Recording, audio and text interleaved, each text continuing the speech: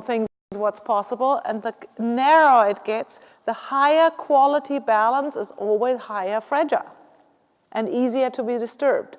So when I want to learn something, when I want to readdress basics and balance, I need to widen my base, because then I can experience it.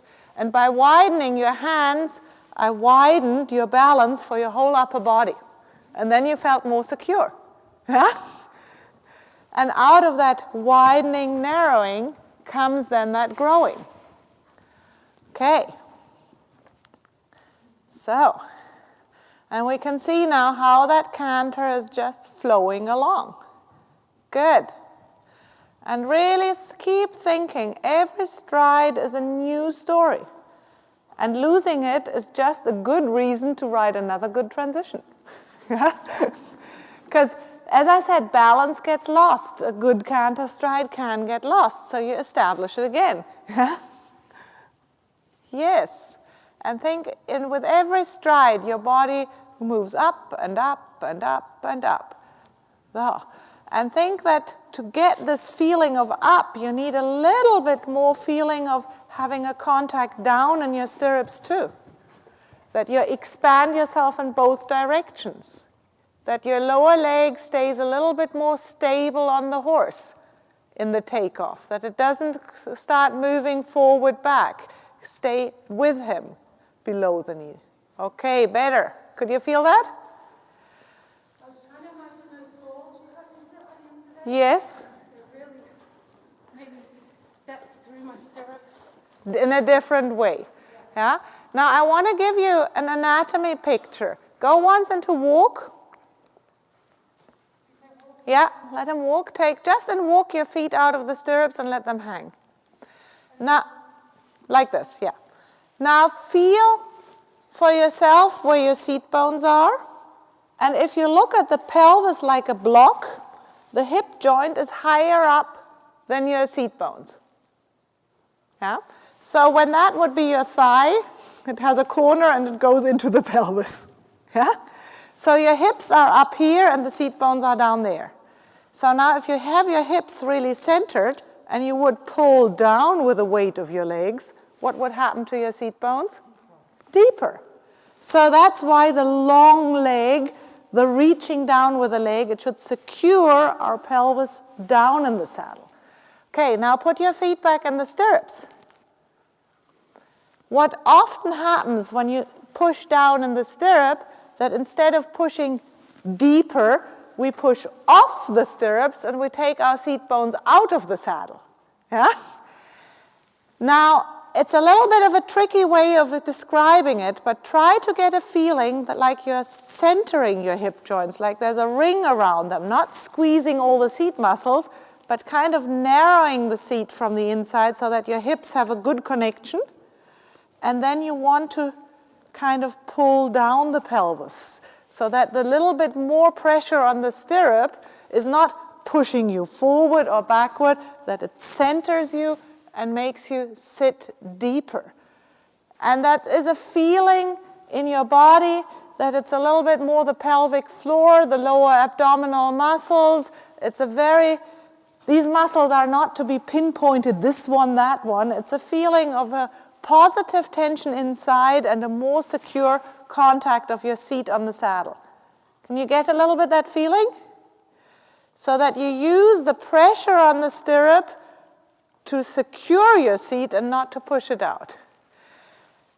And let's see if you can use the combination of that pressure on the stirrups with a breathing out into the transition of trot. So that you really feel you're securing your pelvis down, breathe out, and trot. There can be that much weight in the stirrups that you feel your seat bones are still getting heavier and your upper body is getting taller. Because it is an expansion in both directions. When you only pull on the bottom and you lose the stability on the top, it doesn't appear.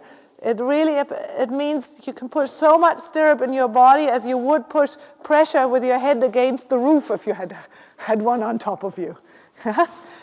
So really think it goes into both directions. Okay, how did that feel for you? More stable. Do it again. Yeah. He gets a lot of information here. Yeah. Okay. Now go again into sitting trot. And just feel in the sitting trot that both stirrups have that information, that you connect between the stirrup, your hip, and your head. Okay. Okay. And the rising trot again. And now feel in the rising trot that you keep the same amount of contact on the stirrups, rising and sitting down. Because the stirrups are not so necessary. Ah, that's better. Feel this? And then do a few steps sitting, a few steps rising. And concentrate that your contact on the stirrups should not change whether you sit for a few steps or you rise for a few steps. Okay, so I'm thinking about what you're saying and I stop breathing. Okay. So what I then like, that's a good comment. Yeah, today your microphone is not as sensitive in my ear, so I don't hear your breathing as much. I stopped. You stopped. But what you can do to avoid that is you go rising trot, fill yourself with air, and then you do a sitting trot as many steps as you can breathe out. Then you go back to rising trot, take a couple of breaths till you feel you're ready to do it again, fill yourself with air, and you breathe out 1, 2, 3. And think that you want to have 6 to 8 steps minimum for sitting trot breathing out. So you really need some air and you need to breathe out, out, out, out, out. Yes. And you can do the rising trot a little longer till you're ready to have enough air to do another 6, 8, 10 steps sitting trot. 1, 2, 3, 4, 5, 6, 7, 8, 9, 10. Oh, good. And go rising again. Fill yourself with air. And then again, 1, 2, 3, 4, 5, 6, 7, 8, 9, 10, 11, 12. Oh, there we're getting. That's deeper breathing. Yeah. And by now concentrating on that breathing out, you got longer in your seat. 2, 3, 4, 5, 6, 7. Yes. Good. Yeah, and you're doing the accordion on top. Yeah, she's very, very busy now. I filled her up properly yesterday. Yes. Yeah. Okay. And we're getting a very rock-steady rhythm on a horse that is very sensitive to rhythm. And he can have 2,000 legs, you know. They can go whenever he's disturbed, he will use his quick legs to compensate for it, and he's getting bigger trot, steadier rhythm, yeah? And so you can see that what I gave her, a rhythm for the breathing, together with a suppling of her body. And suppling of her body doesn't mean falling apart, but getting stronger, yeah? Suppleness is a rhythmic stability. Yes, and stability, elasticity needs contrast. That's why stirrups down, head up, this pulling apart is one picture. At the same time, like you can have that contrast with an accordion, which is going in this direction. So we have like a crisscross in your body. You go up and down and wide in your shoulders, you know? Yes. And then we have those diagonals that go from one shoulder to one hip, or can be elongated down to the stirrup to the fingers. So what Felicitas talked about, those diagonals, the horse in the box, it includes you as a rider too. To gain stability, we have to expand in all directions. Yes, this looks so great today. Yes, good. And do a few more. Yes, yes. Do a few more of these transitions, sitting trot, rising trot. How did they feel for you? Great. Yeah? Because very often, what do? We go from rising trot to sitting trot, and the rider looks half a head shorter. And the knees come 5 centimeters up. Because we go into strength. You now, with that breathing out, you expanded into the sitting trot. And then he could go on and on and on. Yeah? Good feeling? Yeah. Because from there, it'll be much easier for you to help him. Yes. Yeah? I think this 49 Yeah? That was her big thing. That from my hands, where do I put them, and trying to fix a hand position, I gave you a movement. And your hands look very quiet today. Because you're already minimizing it. Yeah? But you now have a feeling, and when it gets a little wobbly, you can go wider. Yeah? And you can feel what you need for your own balance, and you will feel what the horse needs for his balance. Because for the horse too, going into the contact, young horses, you ride with a wider rein, because then it's like a triangle between your hands and the mouth, and they reach for it. Okay. Ask once more into trot.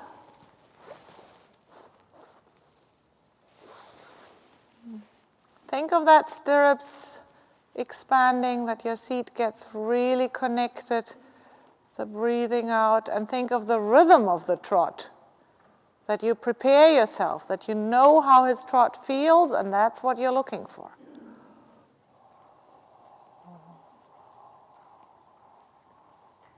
And ask.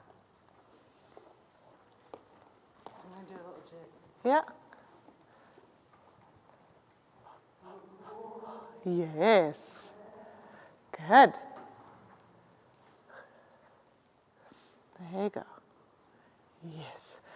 And now think that you have that magnet on top of that riding hole here, and that connects to your head, and when you sit down again, you want to stretch your lower back longer, so that the sitting down is not getting short in your body. The sitting down and the rising trot is an expanding yourself. Long, long, long, long. Yes. And then you're sitting down. It can't go too much to the back of the saddle. It stays over his center of gravity. Yeah, like his feet have to stay under the gravity to get more expression, and you have to stay with your rising trot above these centers of gravity. They need to be connected. There you go. There you go. It's not such a big movement of the pelvis. And you have to have a rock steady balance point, because it's like your top and your bottom is secure, and the middle piece, your pelvis, just goes forward back, but there's no shift of weight. Yeah?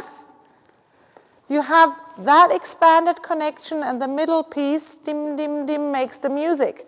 When you think of a guitar string, your finger makes the music.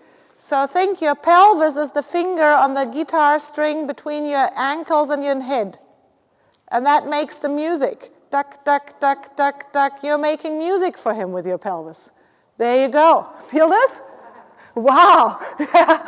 And then you can decide if it's a little bit more accentuated, if it's a bit more flowing. Yeah, but that is rising trot is a huge rhythmic tool where your pelvis is at the metronome, but it only has effect on the horse when you connect these two ends.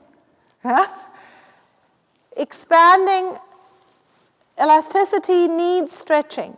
Without expanding, without stretching, you will not be elastic. But this looks super elastic now. Okay? Good. No need in the sitting down to bring your weight backwards, you know?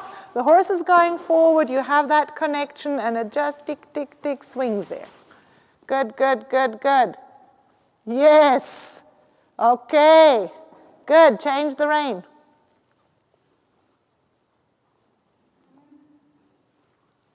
Yeah. Keep that staying long. When you look for the new direction,